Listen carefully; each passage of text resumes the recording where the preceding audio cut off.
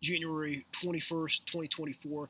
Haven't filed an ethics complaint yet against Governor Dunleavey or Nancy Dahlstrom, the lieutenant governor in the state of Alaska. However, I feel like I might do it, and I encourage other people to do it as well. I posted the links to the ethics laws as well as the way to file a complaint and the avenue to file a complaint. And I'm not sure that the process is good. Like I said previously, I think it's a broken process because it goes to the attorney general, then they hire some private law firm that basically just attempts to defend against the complaint.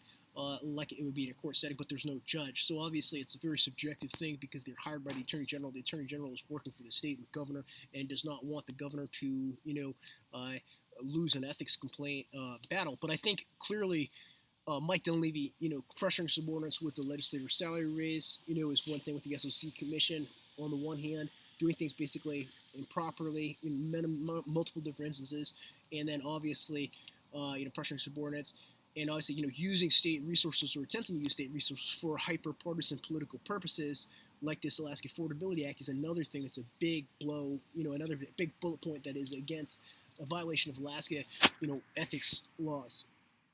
So, with all that said, Nancy Dahlstrom, I think, also is clearly for those same reasons. But then, additionally, there's many other ones I'm not mentioning. But additionally, running for U.S. Congress from that position, and both of them, and also the legislature. But the legislature is not really specify as being someone who could violate that executive, ethics law, but basically trying to get a new contract in terms of raising their salary, a different contract, and using their specific position to get that sort of financial benefit again. But Dahlstrom running for U.S. Congress, she has very little support for social media.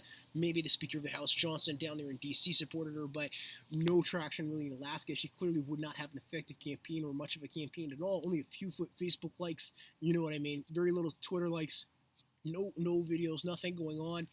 If she wasn't running it from the lieutenant governor position. So again, a violation of Alaska ethics law to be using her position for an attempt to get a different job, basically, lieutenant governor to Congress.